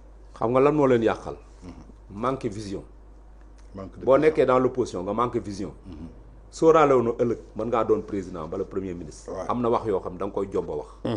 boo amoon vision xam sa wax yi ëllëg ban impact lay am bala ban conséquence lay jural. buñ la falee kon am na loo xam war nga ko mën a jomba wax. mais fal nañ ko mais bu dee da ngaa attaqué France. France dégage. fal nañ ko noonu mu wax ko. Diomaye jël na avion di dem France président France invité ko mu bind ci Twitter am daal di attaquer France. waaw justement mooy li may wax rek xam nga wax na ko avant bi mu nekkee opposition. bi mu ñëwee au pouvoir sax waroon na am pudeur bañ koo wax. mais Diomaye war a dem dans le cadre d'une relation d'un voyage diplomatique. waaw invité par son homologue français nga bind di ko attaquer la France son homologue bi muy dem rencontrer. mais écoute Diomaye lan la fa jëlee ban contrat la fa signé. dara 34 voyages xaw ma 35 xaw ma 36 voyages yoo xam ne amul benn contrat bu ñu signé. mais échec total la. c'est extrêmement grave loolu benn président Sénégal musta improductif à ce point là.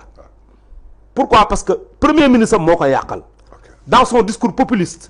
démagogique li muy wax di ko yàq tubaab dañoo téye seeni financement. quand tu dis France dégage nga ñëw téye Auchan taal ko. mais France dañuy gis ne symbole la Auchan symbole la. c'est une grande entreprise française. mais ci émeute Auchan lañ gënoon singali. tu penses que loolu les Français n'ont pas décodé le message nga jóge fa nga ni les bases françaises dañ ko tëj nañ fi jógee ñëpp nañ dem les éléments français ils font moins de 500 en quoi sont-ils gênants au Sénégal rien du tout c'est stratégique même les avoir ici peut-être du point de vue même de la technicité de la stratégie mën nañ la dimbale jàppale la ça ne gêne pas du tout mais le populisme moo ko lal ak démagogie ak populisme moo ñu indil problème yi yëpp ñu am nga jógee foofu man damay jàpp ni Cheikh Yérim a fait un très bon enseignement cours magistral la ci def. li mu ci wax dafa leer gis nga Diomaye bi ñu ko fale waroon déglu kenn. waroon jël avion dem États-Unis wàcc aéroport Washington New York Washington DC dem seeti. Biden waxtaan ak Biden mu yóbbu ko Sénat waxtaan ak Sénat bi ne leen ñun de Sénégal nous sommes un pays avec une position stratégique boo xam nous sommes très proches de l'Amérique océan Atlantique rek moo ñu séparé ak yéen. Nous avons un passé commun. Pourquoi? Parce qu'il y a des gens qui sont issus de nous qui sont là avec vous. Moi les black américains. Les black américains. ñii ci ñun lañ jógee ça veut dire que am nañ fi ay mbokk. dañ jàpp ne tey ñun yéen lañ gën a jege que beneen dëkk au monde.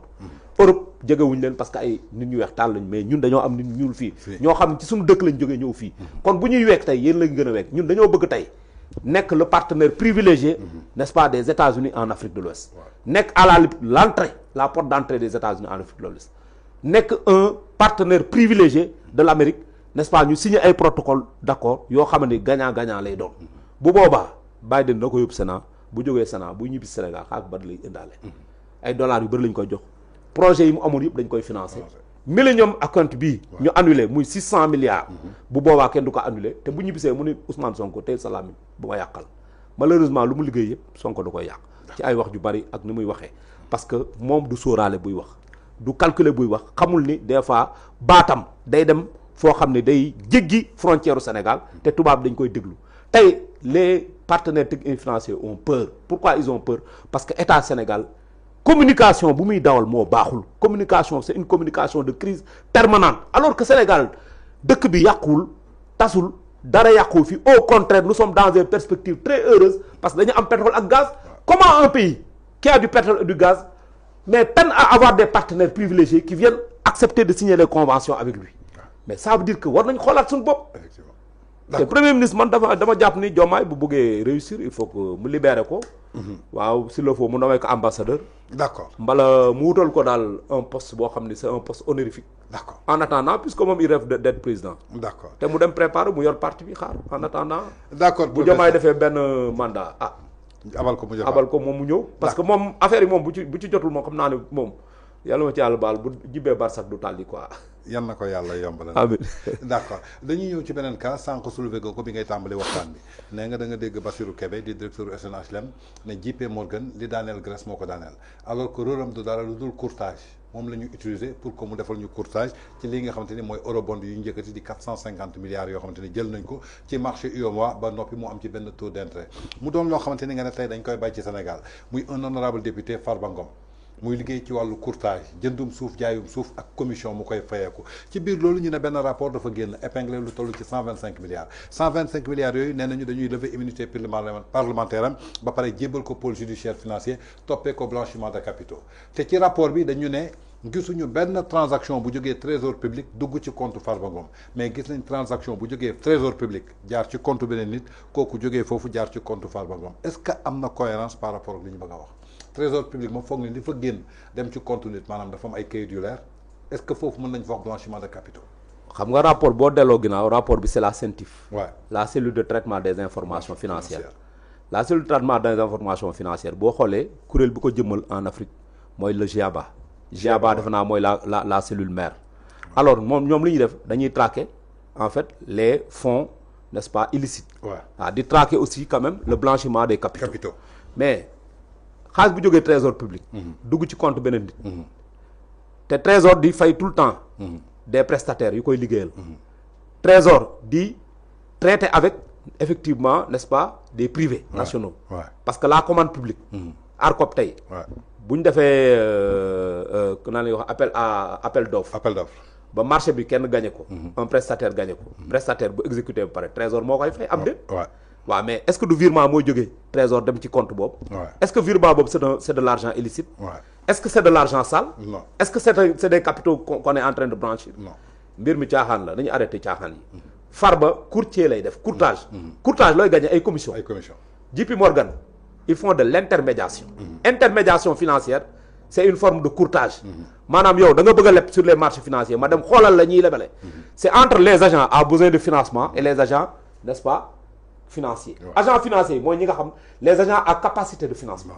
Et les agents à besoin de financement. Agent à besoin de financement mooy agent bi nga xam dafa am déficit financier soxla xaalis bëgg a leb.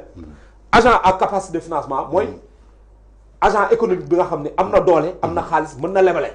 léegi nag ki dox seen diggante mooy le courtier.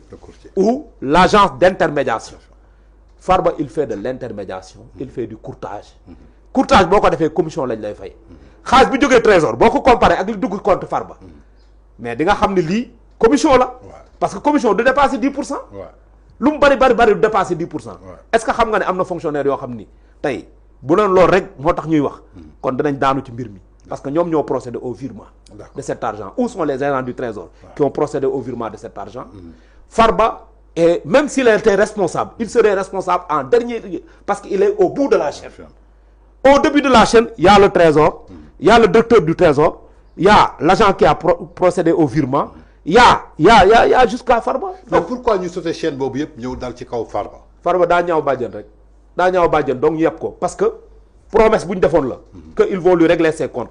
Premier ministre dafa dem Matam dans le cadre de la campagne pour les législatives anticipées mu ni am na koo xam day wër nee na moo fi patron moo fi kii waaye géwél simple la li ma wax mooy leen ren lay gën a baat campagne loolu c'est un indice révélateur que on va le liquider et c'est pas la première fois ñu koy wax que Farba doit rendre des comptes. Ils ont tout fait, n'est-ce pas, pour takkal ko amuñu fenn fu ñu ko mën a takkale parce que yoonam newul ci marché public yoonam newul ci trésor public Farba fayeekuwul amul salaire yorul keesu état yorul gérewul deniers publics liñ ko bëgg a takkal mooy en réalité blanchiment de capitaux te blanchiment de capitaux boobu mënul jàll. Pourquoi? Parce que xaalis bu jógee trésor xaalis bu set la liñ ko bëgg a takkal mooy détournement de deniers publics détournement de deniers publics mënul nekk parce que Farba ay commission lay fayeeku. D'accord. xam nga lan la. même looloo waral Tange lors de la levée de l'immunité la séance de levée de l'immunité parlementaire de Farba mais à l'Assemblée motivé wuñ ko. Non. amul benn document bu mën a corroborer que c'est pertinent de lever l'immunité parlementaire de Farba et pourtant Sonko dans l'affaire de Sweet Beauté mais Abdou Mbow wax na ko keroog assemblée 15 pièces moo nekkoon ci dossier bi yoo xam ne mën na justifier que kii dañu war a lever immunité parlementaire man sax dama ne pièces yooyu jaru ko woon le fait qu'il est avoué qu'il est parti là-bas rek ça veut dire que quelque part il est suspect numéro 1. Ouais. D'accord. Je crois que mu doonoon le professeur Louis Christophe Thion nga jiite li nga xamante ni mooy coordinateur u GRAPP tey mën nañu xam lan mooy objectif ak mission wu GRAPP fii ci Sénégal. waaw le groupe de réflexion et d'appui aux actions et politiques publiques GRAPP ñun ñu ngi ko créé en 2022 bi ñu koy créé en 2020 dafa daje contexte troubles sociaux yi fi amoon émeutes yi ak contexte boo xam ne indiscipline notoire moo am ci réseaux sociaux yi l'incivisme le manque de patriotisme nit ñi di saaga mag ñi waaf génn réseaux sociaux yi bàyyi xale yi ñuy def lu leen neex di menacer nit ñi di saaga ñu ne il faut faire quelque chose ci lañ ne il faut ñu créer benn kuréel boo xamante ni day yëngu ci biir jëmmal wone li baax Sénégal ci réalisation président Macky Sall li fi baaxul ñu won ko nit ñi ñu xam valeur bi lan la lu muy jëriñ ak lu muy tekki mais aller en croisade aussi contre quand même les mauvais comportements des jeunes looloo taxoon ñu xalaatoon ne il faut que ñu créer liñ naan les clubs d'éducation, n'est-ce pas, aux valeurs, d'éducation civique et d'éducation aux valeurs, les CLEV. CLEV, bu ñu ko créé, dañ ko waroon implanter dans toutes les écoles du Sénégal. Tous les établissements, du préscolaire jusqu'à l'université, nous promouvoir l'éducation civique et l'éducation citoyenne, l'éducation morale. Heureusement, le nouveau ministre de l'éducation, Bim Ñëwee, on a des convergences de vue avec lui sur ce point-là, parce qu'il a initié ce qu'on appelle le NITE, la nouvelle initiative pour une transformation humaniste de l'éducation. Muy programme boo xamante ni bi day lënkaloog paquet bi le programme d'amélioration de la qualité de l'éducation et de la formation, parce que ñun aussi il faut dire que ci groupe dafa am ay jàngalekat. Et alors bu boobaa li muy def mooy instaurer l'éducation civique carrément et l'éducation morale, n'est-ce pas, l'éducation aux valeurs, def ko matière ñu koy jàngale. Ñun GRAP loolu dafa bokkoon ci suñuy mission. Beneen mission wax naa la ko sànq moo doon évaluer les politiques publiques du président Macky Sall, wane li ci baax lépp, wane ni lii buñ ko jëmbalee continuer ko Sénégal mën naa dem ba doon un pays émergent. Loolu moo doon en tout cas les missions du GRAP, mais surtout aller en croisade contre l'indiscipline, la perte des valeurs, la dépravation des mœurs et surtout les mauvais comportements et surtout l'incivisme qui voulait que bu émeute amee gars yi détruire les biens publics. D'accord. Loolu vraiment ci sunu mission yi la bokkoon. D'accord. Te ba tey bàyyiwuñ ko. Mais je pense qu'on va migrer parce que ñi ngi bëgg a dem vers quand même la mise en place d'un grand mouvement citoyen. Mouvement citoyen bi day fédérer plusieurs organisations yoo xamante ni elles sont déjà sur le champ politique pour pouvoir fédérer tout le monde xeex ci en tout cas la promotion n'est-ce pas du civisme, la promotion n'est-ce pas du patriotisme, mais waxuma patriotisme bële bi nga xam ne dañ koy woote boo xam ne yeggul ci xol bi, dañ koy wax rek pour wax ko di ko répéter, mais nekkul ci biir xol yi. Ñun patriotisme réel lañ bëgg xeex vers la transformation en tout cas de la société sénégalaise dans le bon sens. C'est-à-dire que nit ñi xam ni lu fu nekk Sénégal ñun ñoo ko moom ñoo ko bokk, nañ ko protéger. Manifestation bu mën a am les biens publics nañ ko préserver buñ ko laal. D'accord. Ñun daal ci loolu lañ bëgg a yëngu te yaakaar aussi dañuy wax tey la position du GRAP dans l'échiquier politique mooy nous ne sommes pas forcément avec le régime, loolu aussi dañu bëggoon mu leer, mais quand même nous sommes une force de proposition, nous faisons du contrôle, n'est-ce pas, citoyen de l'action publique. D'accord. Contrôle citoyen de l'action publique pour renforcer les politiques publiques, pour pousser le gouvernement aussi quand même à faire ce qu'il y a de mieux pour la population. D'accord. Et à servir la population. D'accord. Ci biir loolu nga wax maanaam li ko taxoon jóg mooy Eumeudi fi amoon de 2021 ba 2022 ngeen xalaat ne que lépp lu jëm ci suñu valeur da ngeen ko bëgg a xeex, lépp lu jëm ci civisme, citoyenneté, protéger lépp loo xamante ni mooy alalu moomeel bi. Ci biir loolu ñu gis fi Eumeudi fi amoon am ñoo xamante ni dañ leen jàppoon caabi féete leen ginnaaw ku nekk xam na lu ñu def, lépp luy vandaliser jëmale ko ci bien public def nañ ko. Des Auchan ont été saccagés, des stations-service ont été saccagées, BRT a été saccagé, Dakar Dem Dikk a été saccagé. Ñooñu nga xamante ni tey jii bi ñu leen xayma nee na ñu toll nañu ci 1272 ex-détenus politiques. Ñi nga xamante ni jot nañ ci ñàkk seen bakkan ñi xayma leen ci 79. Tey régime bu bees bi nee na dafay yëkkati ci alalu Sénégal pour indemniser leen maanaam jàpp nañ ko ñooñu dañ leen tooñ alors que yéen ñooñu ngeen jógoon pour sensibiliser. Est-ce que jàpp leen ni que échoué ngeen seen mission bi ci biir indemnisation boobu nañu ne benn montant bu 5 milliards la te soo ko xayma lépp mi ngi lay jox 1 milliard 426 000 francs. 10 millions fois 79 familles, ça te donne 790 millions. Effectivement. 500 000 par victime. Par personne. Par personne. Fois 1772. Par ex-détenu. Ça te donne 630 millions. Le total, ça te donne 1 milliard 426 000 francs. Pourquoi annoncer 5 milliards? En tout cas, du budget 2024, 5 milliards positionné comme étant, n'est-ce pas, xaalis boo xam dañ ko war a fay les victimes ça donne 1 milliard 426 millions. Effectivement loolu képp la. mënu koo dépasser. léegi ñoom nee nañ 5 milliards. dama ne ñun benn. ak yéen li ngeen doon xeex ñooñu tey dañ leen indemniser c'est-à-dire que ñoom ñu ngi seen droit. non non. ñu doon toj alalu askan bi ñu doon toj Auchan yi ñoom ñoo jàppoon ci kaso bi. si tey jox nañ ko nekk 500 000. du yoon.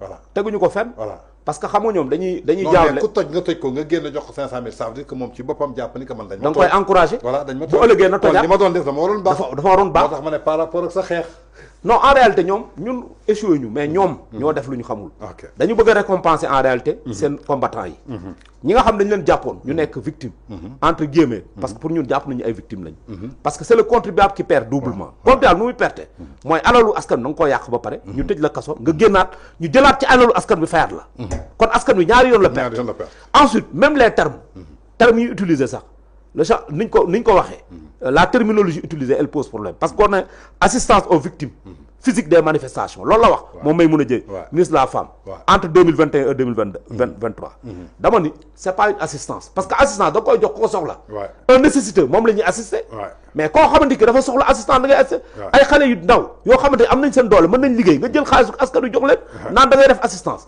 deuxièmement indemnisation bokkul ak assistance indemnisation loi moo koy def te defe naa loi la amnistie bi prévoir na indemnisation pourquoi mënuñ koo jaarale foofu ñu xool ñëpp ñi nga xam dañ cee yàqule woon ñi seen magasin yàqu woon ñi ñu taaloon seen boutique ñi nga xam dañ leen sàccaloon Auchan yi ñu taaloon Supeco bi ñu yàqoon BRT bi même le contribuable ñun mais dañoo amel mais période boobu am na ñoo xam dañ leen yóbbu chômage technique y a des travailleurs qui ont perdu leur emploi ci période boobu am na travailleurs chômage technique les mois de salaire 4 mois 5 mois 6 mois de salaire yooyu ñu perte kat moo leen koy fay mais dama ni dañ bàyyi caaxaan yi d'accord gis nga l'approche elle doit être inclusive participative mais aussi ki ñu ko dénk le profil de la personne à qui on l'a confié mais tey y a un passif au niveau de la mairie de la Patte d'Oie 12 millions lañu budgétisé ñu war a dépenser ko pour des aides war ko dépenser pour des aides 3 millions lañ ci dépensé 9 millions yi kenn gisu ko ba tey d'après waa mairie bi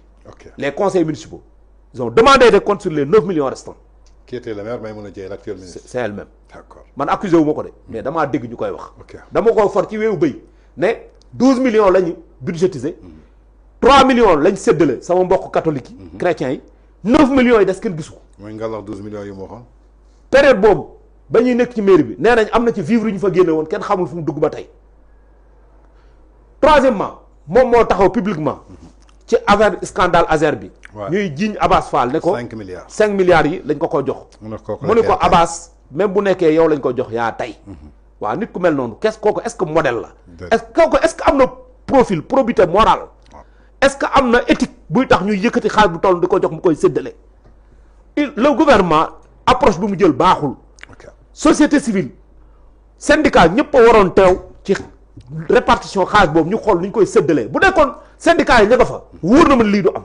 mais dañoo xaar jusqu'au dernier mois woo ñoom Seydou Gassama société civile 6 jours defe naa avant ñuy kii ñu woo leen pour faire valoir. c'est pour valider le travail que le ministère avait déjà fait. et lii catastrophe la gàcce la dañ ko war a xoolaat te dama jàpp ni comme ni ma ko waxee à la presse les privés sénégalais ñi yor station essence yi ñu taaloon Shell yi te ñu moom seen xaalis créer seen activité am seen capital magasin yi ñu taaloon boutique yi ñu toojoon sàcc ko Auchan bi ñoom ñëpp nañ joxante loxo organiser def coalition wut avocat porter plainte état Sénégal na leen indemniser puisque day indemniser ñoom ay victimes lañu ce sont des victimes qui ont subi des dégâts collatéraux donc ñooñu waruñu leen fàtte mais ñi nga xam ne dañoo amoon perte d'emploi suspension seen entreprise yàqu ñu amee leen ay mois de salaire yóbbu leen chômage technique ñooñu nañu organiser exiger à l'état du Sénégal mu fay leen parce que loolu mooy dëgg c'est ça l'équité c'est ça la justice bu ñu bëggee instaurer la justice au Sénégal noonu lañ koy doxalee parce que li ñu defee nii baaxul. d'accord duñ ci te mënuñ ci ànd. D'accord. En tout cas, ça a été un réel plaisir de vous avoir sur notre plateau édition spéciale pour fàttaliku leen. C'était le professeur, le formateur, le consultant Louis Christophe Thione moom la ñu amoon mbégteeg bànneex daal suñu plateau mu jiite li nga xamante ni maanaam mooy GRAPP ñu bàyyi la nga tàggatoo joxe sa message de la fin. Merci Tangeant ci invitation bi kontaan naa trop waxtaan bi vraiment neex na mais li ma bëgg a terminer mooy mbir mi lan moo ko sos l'affaire Sweet Beauty kan moo fa demoon kan moo ko fa yóbbu lu fa xew mook ndaw si ñoo ko xam génn Mortal Kombat génn leen ñu reyante ba pare woote woote Mortal Kombat woote ne gatsa jóge fa ne cooki fin mais yooyu yëpp benn nit moo ko woote te ci code pénal dafa am lu ñu waan la notion de responsabilité la notion de responsabilité la responsabilité elle est imputée à la personne qui a initié n'est-ce pas cette activité là et moom képp la donc kooku moo am acquis de conscience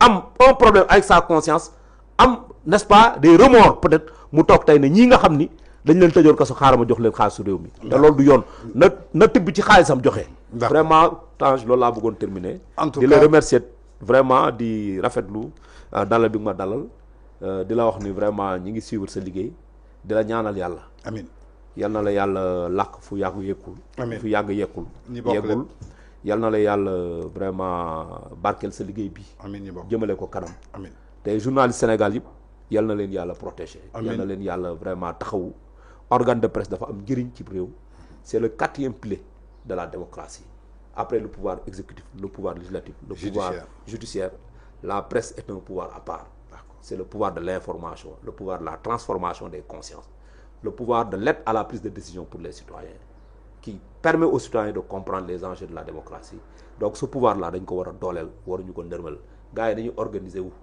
organisez-vous ne vous laissez pas faire rester debout parce qu'on a besoin de vous la presse ne doit pas s'affaisser si la presse s'affaisse dans un pays ça veut dire que écoutez le dernier rempart est tombé te loolu vraiment ce serait regrettable encore une fois merci Tange Tandian vraiment au plaisir et à bientôt. À nous de vous remercier pour la disponibilité Mafat Lekulen c'est le professeur Louis Christophe Dione nee naa leen formateur le consultant la moom mooy coordinateur du GRAP ñamoon mbégteeg bànneex dalal ko fii su suñu réew comme fi mu waxee il faut toujours lutter il faut toujours se battre pour la liberté plus particulièrement la liberté d'expression pour se reposer sur une démocratie qui est le fondement de notre développement ici au Sénégal donc vive la démocratie vive la liberté de presse restons unis restons debout et combattons-nous pour accéder à ce qui nous appartient muy lan muy ce code de la presse qui n'appartient pas au ministre Aliou Sall qui croit et savoir quand on l'initiait il n'était même pas là au Sénégal pour pouvoir créer quelque chose alors que de dignes Sénégalais de dignes fils ont pris leurs investissements saccagé toute leur vie à créer de l'emploi jusqu'à 2025 pour Aliou Sall qui vient de la France pour nous dire qu'il va exclure tel média luttons et combattons ni ma koy waxee mbéjum kanam borom moo koy fajal boppam li ci kanam rawul seule la lutte libère seule la lutte libère soyez prêts à lutter pour vous libérer vous-même nous vous donnons rendez-vous à la prochaine fois ci beneen numéro édition spéciale comme ni ma leen koy waxee suñu programme day continuer di wéy di toujours sur VIP People restez scotchés à 18h30 vous aurez votre émission Actu du jour merci le professeur et à très bientôt. Vive le Sénégal. Ça fait un plaisir. Vive le Sénégal. Merci. Merci.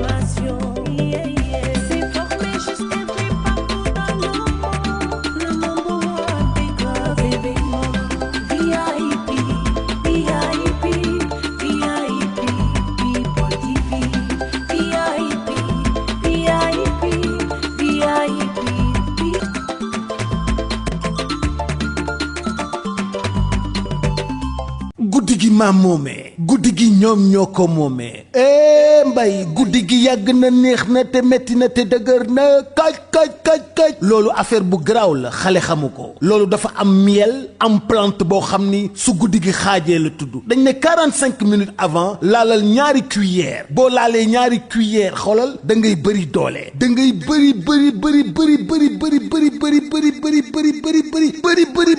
doole guddi gi neex lool yàgg lool livraison à domicile c'est possible kon li may wax xam ngeen lan la miel la ak ay plante loolu nag mi ngi jugee Paris mi ngi tudd la nuit nous appartient wooteel 77 751 59 59 ñi ngi bàyyeekoo Sacré-Cœur 3 ñu livré la ko